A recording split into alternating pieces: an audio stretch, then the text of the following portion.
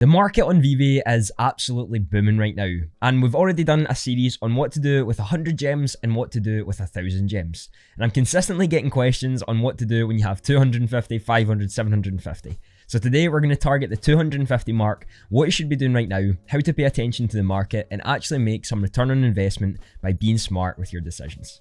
Let's get started. Welcome in everyone, my name is Andy and I appreciate you taking some time out your day to come and watch this video on the channel. Just before we get going, if you are enjoying this content and you want to see more, be sure to hit that subscribe button, and if you want to support me even further, you can join the membership down below. We've all seen the market right now, all of our profits are up like there's absolutely no tomorrow.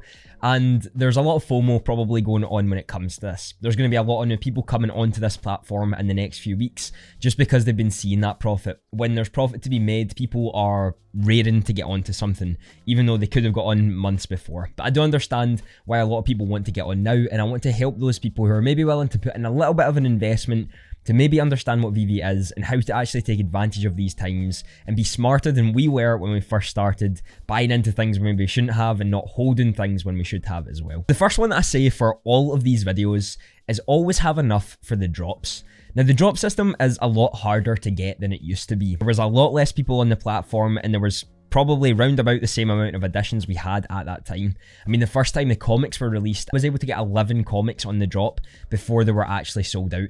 Now I barely get any. I don't actually remember the last time I was able to get a comic on the drop. So the difference now in getting the drops is a lot, and it's changed since the last few months that you were on.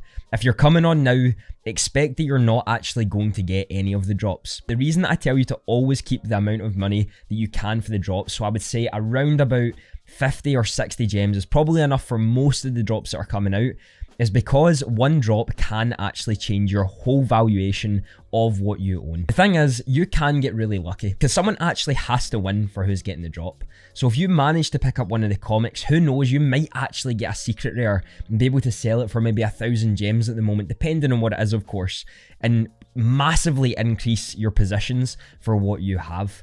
Now, I understand again that it's hard to get the drops and it's going to be challenging, it's going to be frustrating. This is why I talk so much about understanding the market more, actually moving toward that rather than the drops now, because it's just not the same as it used to be. I have a video on how to actually go for all the drops and the best techniques that you can do. I don't really believe there's many more things that you can do when it comes to it. There are a few updated videos that have come out in more recent times, and I could probably do an updated version on the drops. But be sure to watch that video and maybe check out some others to see if there's any tips that you can get to actually getting the drops and more likely chance of getting them as of right now. The second one we're going to talk about today is probably the biggest one that you'll have to take right now, and that is looking at the market and understanding what is undervalued right now and what you could make some profit on fairly quickly if you're actually willing to understand why things move. We can see right now, and if you're watching this as this video is released, the market is really up at the moment on Veve.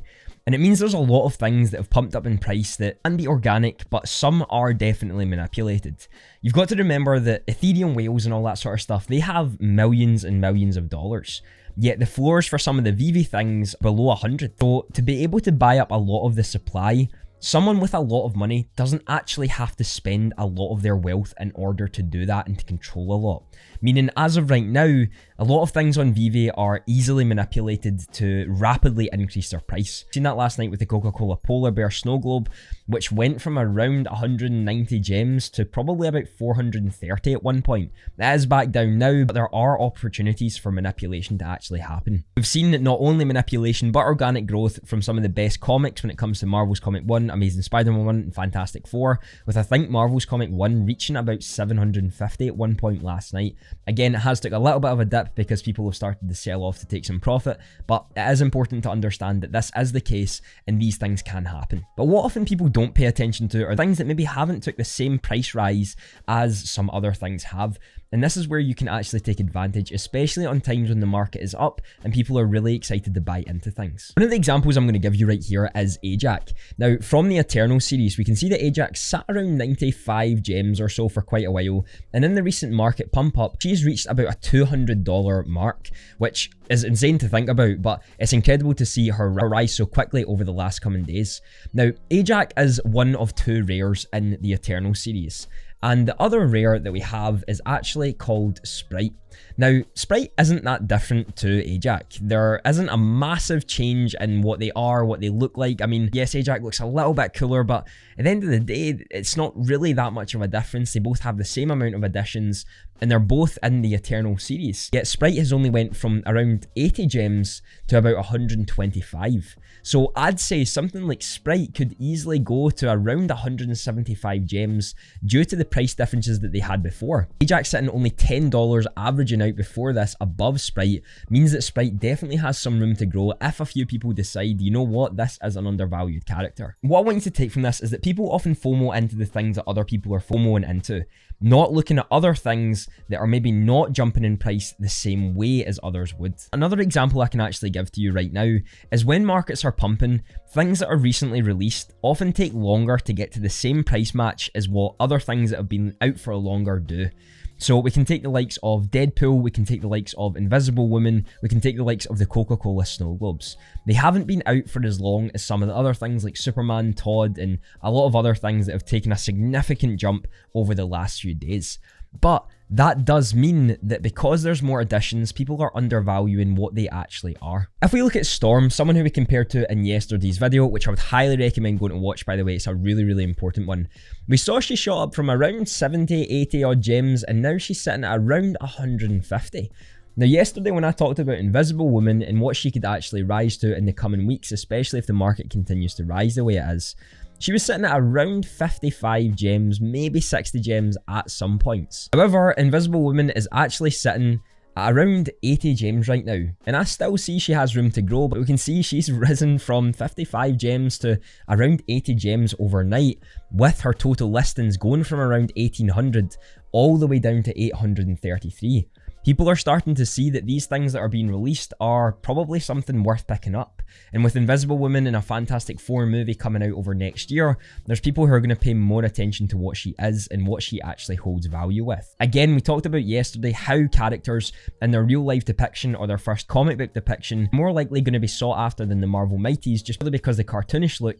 This can show that things that are released in the most recent terms can maybe be your best bet at the moment when it comes for things to invest in. Another amazing example I can give you is Deadpool. Deadpool was sitting at around 150 to 180 gems, and overnight has went to around 275, with his listings going from 690 to around 382, getting close to that range of the 300 listings mark. Deadpool for me still has a very long way to go and a long way to rise, but what I'm trying to tell you here is if you have 250 gems at the moment, don't try to look at the things that have already 3, 4 and 5x'd. Look at the things that may have took a little bit of a rise, but maybe not as many people are paying attention to. Because often, more things in the market start to get their sort of shine period when people start to actually pay attention to them a little bit more. Because they've seen things are rising drastically on maybe the Disney Golden Moments, they don't really care about the Sprite of Eternals right now. But when people start to compare Ajax sitting at the 200 price range and Sprite sitting at the 125 price range, that's when they start to see, hey, there's maybe too much of a gap here and maybe a potential for profits. Definitely not to say that you couldn't make profit on something that's already 5 or 6x. The only issue is you have a lot bigger chance of actually having to hold the bag because maybe that is the all-time high. It's not to say that it is, and maybe it could 5 and 6x from there, but the likelihood of it doing so quickly just isn't really the case. And there's other opportunities on the market if you're just willing to not FOMO into other things. By learning and understanding what the market actually holds and how things maybe have room to grow, you're able to pick the better opportunities for yourself and see where that small profit can be made as you build up your vault and as you build up the liquidity that you have, so you actually have more purchasing power. When you learn to read the market a little bit more, you're never going to get it right 100% of the time. I certainly don't, and there's things that I definitely mess up on. But over time, you get that consistency that helps you win more than you lose. And when you're starting out with 250 gems on a market that's absolutely pumping at the moment and you're getting in because of FOMO, you have to make sure you're becoming logical as quickly as you can rather than emotional.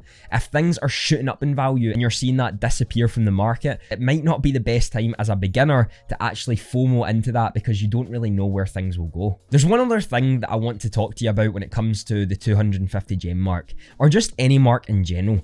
Now, in yesterday's video, I talked about the 300 listings rule, and potentially a theory that I have is when things in the market reach a total listings of around 300, that's when people start to realize the true value of what something can hold. Now, a lot of these collectibles that I've saw in the market for way under retail price, horribly undervalued for what they are, once they start to get down to the 300 mark of total listings on the market, that's when people start to take them more seriously. That's when people start to see that, hey, maybe this actually has value. And I think if you're coming onto this platform with 250 gems, one of the best things that you can actually do is look at total market listings.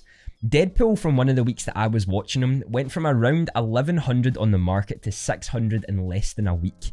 That showed me that more and more people were buying to hold rather than to flip, and seeing the actual true value of what he is. One of the other ones that I've been paying attention to a lot lately is the Mermicorno sets. With the new season 2, I've been watching these sets going from around 900 on the market to 700 to 600 and even lower than that, and I'm seeing that price continuously rising. Now, I understand that Mermicorno maybe isn't the same popularity as something like Superman or Batman. However, what you have to understand as well is that because there's so many new people getting on this platform, they can't afford something like Superman. So they're going for things that they can afford and ones they want to hold to maybe make a return on profit as time progresses. So right now, you should probably be looking at the things that hold less tax, things out with of Marvel and Disney, because that's going to take away at some of your profits that you're doing, and looking at the things that you can make quick profit over a short period of time to improve liquidity, and then again, as we've said before, improve purchasing power. The final thing I'm going to talk about today is having a plan for your buying and selling points. Now, this is something probably 99% of us miss out on when we first join something like Veve or the NFT space. But like a stock, you should probably have a sell point and a buy point. Somewhere that you're willing to sell and somewhere that you're willing to buy in, that you're comfortable with and you're happy with the profits that you're taking. When you're trying to improve your vault with what you have and you don't have a lot of liquidity to put in at the start, you have to try to learn the market more. So when you do that and you're holding a bag, and especially if you've purchased something with basically all the gems that you have, you're going to be so worried about what's going on and what's happening all the time with it. And you might get a little bit anxious and add stress to yourself when you really don't need to. When you buy things, set a price that you're okay with selling it at and be convicted in actually selling at that price. Because you've chosen that price for a reason. Your mind is comfortable with what that's at, and as you get more comfortable with the Veve app, what it is, become more knowledgeable in this space, you're probably going to be okay with upping that even more. But there's absolutely nothing wrong with taking profits, improve liquidity at the start as you learn the market and what it's actually about. If you're someone who's read markets before on stocks and all that sort of stuff, you're probably more confident. But if you're coming on here for the first time and you have no idea what's actually going on, then it's probably best to find your buying and selling point right away, be comfortable with that, see how the market moves, and take a little bit of stress off yourself by remaining a little bit liquid for the drops, as we mentioned before. That way you're not spending 100% of your vault on this one collectible hoping that it'll go up and not actually doing your research behind it. When you do that, you just become scared and often will sell off at a point you really don't need to. This is where I talk so much about having a plan, and I'm planning on actually making a video on making a plan for Veve so that you can be better at your conviction and with what you're actually doing. So to sum up everything that we've said in this video, always keep gems for the drop. I would say around 50 to 60 gems is probably enough for most drops that you're willing to get. One drop could actually change your whole vault and your whole life when it actually comes to Veve right now. The second one is to look where no one else is looking and pay attention to the market listings that are going on. When you look at things that haven't 4 and 5x'd, you see some of the gaps that maybe people are leaving right now, potential places that you could make some profit. So by doing so, you're improving your liquidity and your purchasing power from that. Finally, have a plan for buying and selling points. There's absolutely no shame in selling at a certain point if that's what you're comfortable with at the moment. And as you get more comfortable, you're probably willing to take bigger risks and take bigger spots for what you're actually purchasing on the app. This way, you're going to improve your knowledge in the market, see how it moves at different times. And as of right now, the market is booming, so you're going to be able to understand what people FOMO into and why. And when the market takes a retraction, you're also going to be able to understand what people sell off and why they sell it off, for either being scared or a lot of other variations for things that can actually happen. But I'd love for you to let me know down in the comments what you would do with 250 gems. Would you spend it all on one collectible, or would you be saving it for the drops to hopefully get lucky and grabbing one of those? I know the video on the screen right now will be something you'll love to watch. Have a fantastic day.